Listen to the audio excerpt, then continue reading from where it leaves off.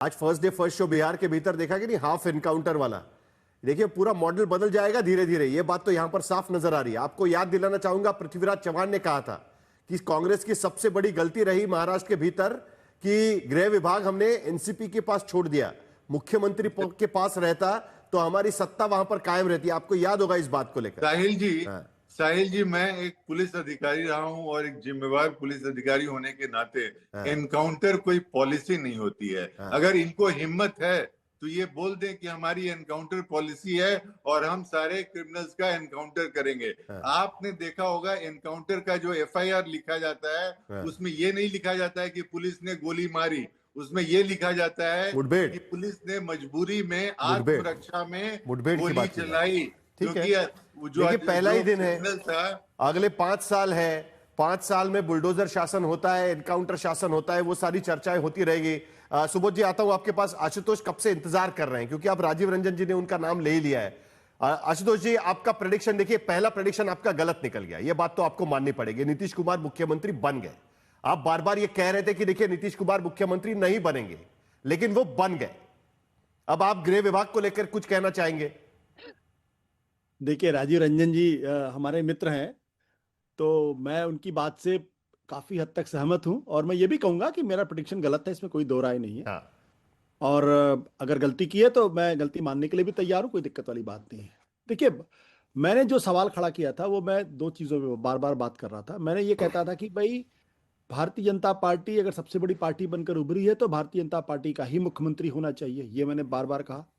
मैंने ये भी कहा कि भारतीय जनता पार्टी ने 20 साल तक नीतीश कुमार जी को मुख्यमंत्री बनाया, मुख्यमंत्री बना के रखा उनको, तो भारतीय जनता पार्टी भी तो कभी बिहार के अंदर अपनी सरकार बनाना चाहेगी या नहीं बनाना चाहेगी। और चूंकि वो अपनी अपनी सरकार बनाने की कोशिश नहीं कर रही, इसलिए भारतीय जनता पार्टी का बियॉन्ड अ पॉइंट जो है उसका विस्तार नहीं हो रहा। और मुझे लगा कि ये आपको अच्छी तरीके से याद होगा, जब नीतीश कुमार का गठबंधन, नीतीश कुमार ने बीजेपी का गठबंधन छोड़कर लालू यादव के साथ गए थे, उस वक्त भी मैंने ये कहा था कि भारतीय जनता पार्टी के लिए ये सबसे अच्छी स्थिति है, क्योंकि अब उसको अपने विस्तार के लिए 243 सीटों पर काम करने का मौका मिलेगा।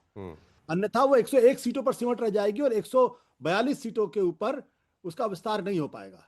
उस संदर्भ में मैंने कहा। और जब भारतीय जनता पार्टी नई एकदम सिंगल लार्जेस्ट पार्टी बनी और उसका परफॉर्मेंस ऐतिहासिक परफॉर्मेंस है, 90% के आसपास उसका स्ट्राइक रेट है, जेडीयू का भी स्ट्राइक रेट लगभग 88-85% के आसपास है।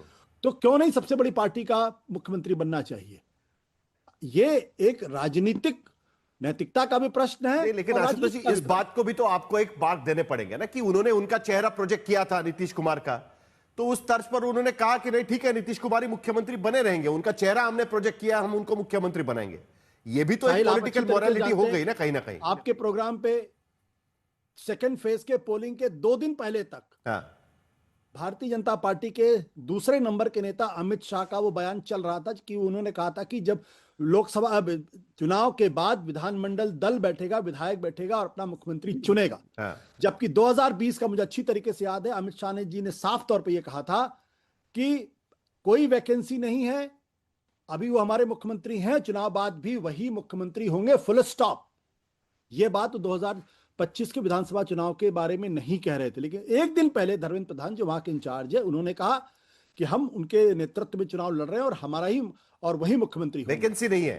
नहीं, वैकेंसी की बात तो अमित शाह जी ने भी कही, 25 में तो अमित शाह जी ने भी कही थी। लेकिन जरा जल्दी से इस बारे में बता दीजिए ना, मैंने कुछ विभाग पढ़ के बताया, आप ये गृह विभाग के ट्रांसफर को कैसे देखते हैं?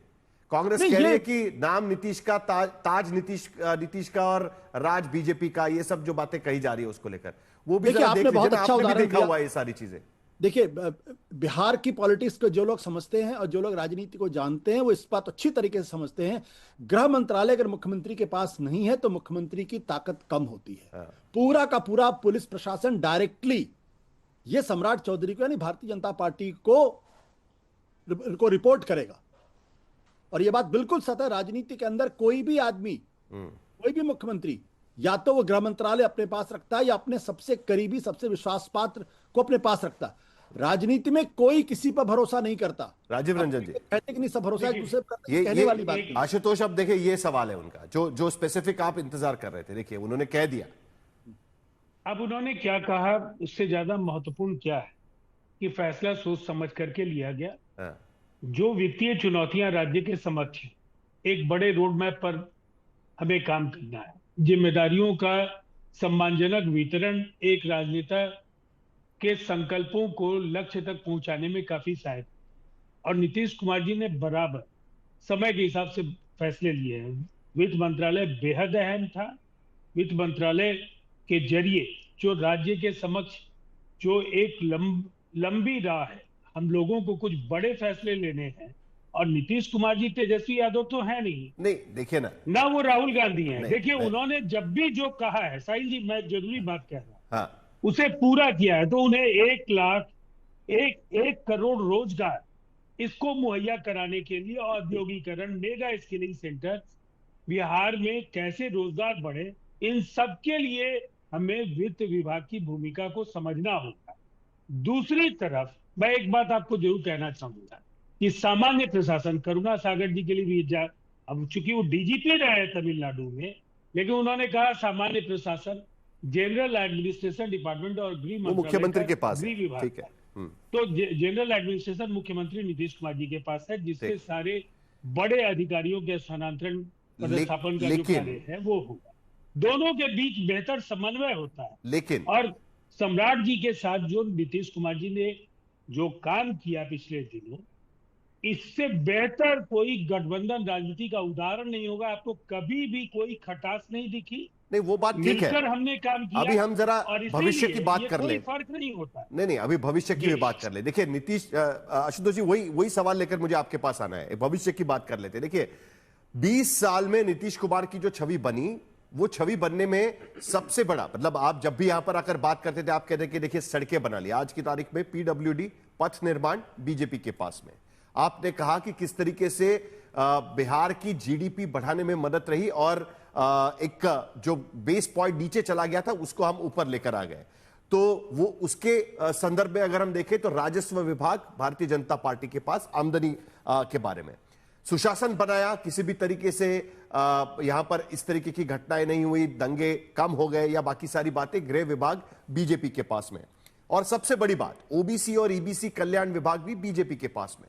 तो जब भी कभी आपको अगली चुनाव के समय पे आप अपना प्रगति पुस्तक लेकर जाएंगे और कहेंगे कि देखिए हमने ये सब किया है, ये हम कर दिखाए, लेकिन उसमें सारे विभाग तो बीजेपी के पास देखेंगे, ये भी बात कहीं ना कहीं निकल कर आ जाएगी। आशुतोष, क्या इस तरीके से भी इसको रीड किया जा सकेगा? देखिए राजीव जी ने एक बात, देखिए राजीव जी ने एक बात कही, और अगर ऐसा होता है तो मैं निश्चित तौर पर नीतीश सरकार को बधाई दूंगा उस बारे में। उन्होंने कहा हमारा लक्ष्य है अगले 5 साल के अंदर बिहार को 10 सबसे विकसित राज्यों के अंदर लाना। देखिए ये बहुत टॉल ऑर्डर है। अगर हो जाए तो निश्चित तौर पर नीतीश जी का नाम इतिहास में दर्ज रहेगा, बहुत स्वर्णाक्षरों में जी। लेकिन पिछले 20 सालों में आप आखिरी पायदान से एक पायदान भी ऊपर नहीं ला पाए बिहार को। चाहे पर कैपिटा इनकम का सवाल हो, चाहे गरीबी का प्रश्न हो, चाहे इकोनॉमिक डेवलपमेंट का प्रश्न हो, सब चीजों में जो 20 साल में अगर आप उत्तर प्रदेश को ही पिछाड़ देते, मैं मान लेता ना आपकी बात, आप एक पायदान पर कैपिटा इनकम में ऊपर नहीं आए, आप गरीबी हटाओ में एक पायदान ऊपर नहीं आ पाए, आप रोजगार क्रिएशन में एक पायदान ऊपर नहीं आ पाए, जो सोशल हेल्थ इंडेक्स है उसमें आप ऊपर नहीं आ पाए। अब आप कह रहे हैं कि 10 साल में, आप 5 साल में कर देंगे, बहुत अच्छा है। लेकिन मुझे नहीं मालूम हिंदुस्तान के पास किसी के पास ये मैजिक वैंड है कि वो घुमाएगा और अचानक बिहार हिंदुस्तान के 10 सबसे प्रगतिशील। ये बात तो ठीक है, भारत जैसे देश में और भारत जैसे देश के किसी भी राज्य में इस तरीके से किसी के पास जादुई छड़ी तो है नहीं जिसके वजह से उसका दे सके। राजीव रंजन जी आपके पास आता हूं, लेकिन सुबोध मेहता कुछ कहना चाहते हैं। सुबोध जी जल्दी से। देखिए साहिल जी, ये सरकार कंटिन्यूएशन में है। जैसा कि अभी आशुतोष जी ने बताया कि 20 सालों में सबसे निचले पायदान पे हर नीति आयोग के पैरामीटर्स में है। नीतीश कुमार जी ने लगातार कहा है कि 2000 में बिहार और झारखंड अलग हुआ था, हमारे 65% टेक्निकल इंस्टीट्यूशन और रॉ मटेरियल सब उधर चले गए थे। स्पेशल स्टेटस की बात लगातार नीतीश जी ने कही है।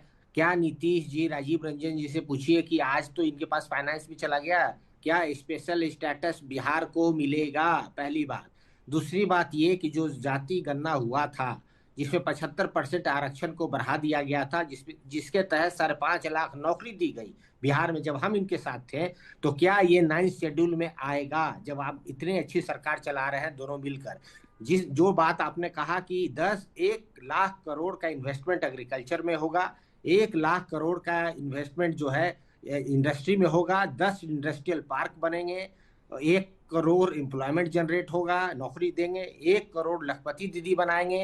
इन सब बातों को लेकर क्या आपके पास कोई रोड मैप है? नीतीश कुमार और भारतीय जनता पार्टी जो है लगातार ये कह रही है कि डबल इंजन है, हम एक कंस्ट्रक्टिव ओपोजिशन की तरफ बढ़ रहे हैं। और मैं राजीव जी ये कह रहा हूँ कि संवाद संघर्ष के माध्यम से जो वादा आपने बिहार के जनमानस के साथ किया है उसको उतारना पड़ेगा, और स्पेशल स्टेटस और पटना यूनिवर्सिटी को सेंट्रल यूनिवर्सिटी की जो बात है उसको आपको करना पड़ेगा, तब नीतीश जी बहुत है। राजीव रंजन जी देखिए, एक बात तो बिल्कुल साफ है, मैं किसी ऐसे देश से तुलना करने की प्रासंगिकता नहीं समझता हूँ, फिर भी सोमालिया, इथियोपिया या इस तरह के जो देश जो वैश्विक जो तालिका है उसमें पिछड़ेपन के मानक जो समझे जाते हैं, जिस तरह से वो पीछे हैं, उनको रातों रात आप कहेंगे कि वो रशिया हो जाए, अमेरिका हो जाए। बात रातों रात की है ही नहीं सर। नहीं, मैं क्या बता रहा हूँ, 20 साल हो चुके हैं आपके, उसी का मैं जवाब दे रहा हूँ। लेकिन नीतीश कुमार जी ने क्या किया? हर घर बिजली। आज बिहार में बिजली हर घर पहुंची, आज सड़कें चमचमा रही। आज बिहार में 50 लाख रोजगार 5 वर्षों में देश में कहीं नहीं मिला। ये नीतीश कुमार जी ने करके दिखाया। विकसित राज्य बनने की जो जमीन है, 14% का ग्रोथ रेट हमारा, और पिछले 16 अवसरों पर जमीन तो तैयार डबल की है। डिजिट में ग्रोथ रेट एक हम छोटा लोगों पुश का हो चुका है।